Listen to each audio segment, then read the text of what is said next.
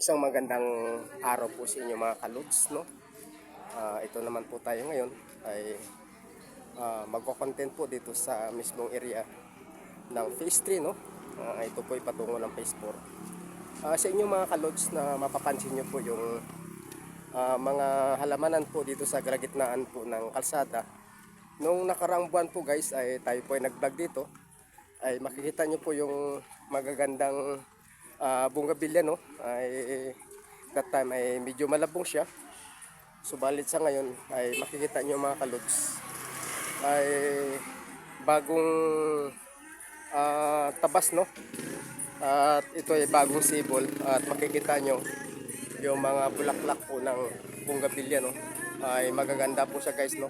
Ito po guys ay makikita nyo na iba-ibang mga variety, no, na itinanim dito sa gitna po ng kalsada patungo po ng Pispor. Ay ito mga kalods ay programa, no, ng ating butihin na barangay kapitan po ng aming barangay, ng barangay Payatas. Ito po guys ay nagbibigay po ng kagandahan po ng ating kalsada, no, at lalo sa tanawin po ng ating lugar. At habang po tayo ay naglalakad or sa mga motorista, no, ay meron po makikita na mga magagandang landscape, no, dito po sa lugar ng Phase 3. Sa inyo mga kalods ay tayo po ay nagko-content sa ganitong oras ay nasa alas 2 po ng hapon. Kahit medyo mainit guys ay tayo po ay tuloy-tuloy na, no, sa ating mga gawain bilang mga content creator at sa ating pagbablog, no, na ipinapakita po natin sa ating mga viewers at sa ating mga friends, lalo na po sa ating mga kablog na ay tayo po ay walang humpay, no, sa pagbablog at pagbibigay ano sa ating mga viewers,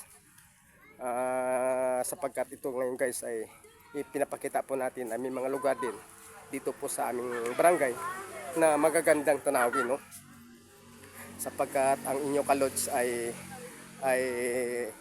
naghanap po ng mga iba-iba pang mga nature upang maipakita po natin sa ating mga viewers. At ito mga guys, makikita nyo, no, na malalaking puno dito po sa kalagitnaan ng kalsada ay ito po yung puno ng mangga at ang puno po ng kasya, no.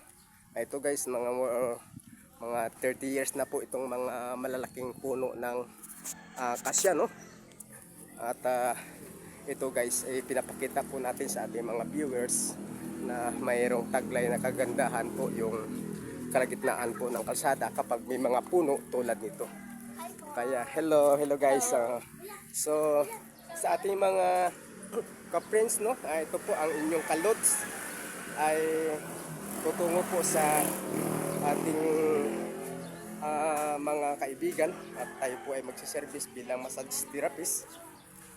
Sapagkat tayo po guys ay tinatapos lang po natin yung ating obligasyon sa ating pag-upload, lalo na po sa ating pag-engage, no. So time ko po ngayon alas 3 hanggang alas 6 ay tayo po ay maghanap buhay muna, sapagkat alam nyo guys ay ito lang po yung aking tinutustos sa aking pangailangan pang araw-araw at lalo po sa ating pagbablog, no. Dito po tayo kumukuha ng aking pangailangan, no. Maraming salamat din po sa aking mga kaibigan na sumusuporta, no, lalo na po sa aking mga customer, sa aking massage therapist. At ito guys, makikita nyo sa aking likuran, no, mga puno ng magagandang sampalok, no. Alam nyo guys, nung nakaraang mga buwan pa ay nag-content po tayo dito. Siguro mga ilang buwan na po yun, mga 6 months na, no. So medyo malabong pa yung pakikita nyo rito sa area. So balit ito ngayon guys ay medyo hindi masyado dahil ay nasa buwan po tayo ng March, no. Kaya sa inyo mga kalods ay first week pa lang tayo, pizza 11 ba o 12 tayo ngayong araw, pizza, no. Talagang tag-init na. So tayo po ay naglalakad dito sa area, sapagkat alam nyo kayo lods ay hindi naman talaga kailangan nating sumakay dahil isa po yun sa ating mga subject, no, na tayo po ay magka-content dito sa area, no? Dito sa Peace Tree Lupang Pangako, Barangay Payatas. Kaya inyong mapapansin guys, no? Yung ito po yung sa itaas guys, no? Yan po ang dating tambakan po ng Barangay Payatas. Na ito po guys na medyo nais po na sana natin guys na tayo na-content dyan. Dahil parts po yung nature ay hindi po tayo makapasok yan, no? Dahil pinagbabawalan po ng ating city government office dahil meron po silang mga project na ginagawa dyan sa itaas, no? So balit dyan sa taas guys, napakagandang area, no? Malawak at tanaw po yung mga iba't ibang mga naisibaba ng lugar ng Barangay Payatas, no? Yan po guys ay sa ngayon ay maraming mga puno dyan, landscape, no? At iba't iba po ng mga makikita natin na magaganda dyan sa loob ng dam site po ng Barangay Payatas. Yan po ay dati nung time na yan ay basurahan. Subalit ngayon guys ay isa po yung tourist park na ngayon, no? Subalit ay hindi pa nila pwedeng papasukan dahil mayroon po project ang aming city government ng Quezon City. So sa inyo mga kalods, ay ito tayo ngayon naglalakad, no? Patungo po dun sa ating customer. Ay tayo po ay magkakandak po ng massage therapist, no? Sa inyo mga kalods, hindi po natin iwasan kahit tayo therapist po at tayo isang content creator, vlogger, ay dumadanas din tayo ng ubo.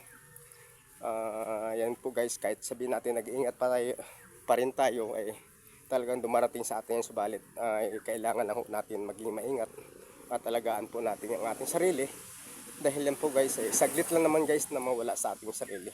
Kasi kami po guys, kami mga therapist, hello, kapag hindi po kami nagmamassage, no?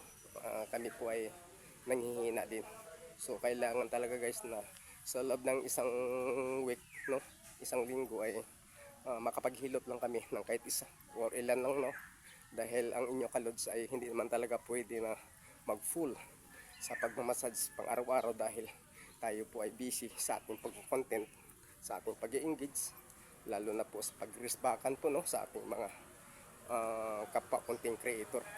Kaya sa inyo mga kalods, maraming salamat sa ating mga viewers sa inyong patuloy na suporta.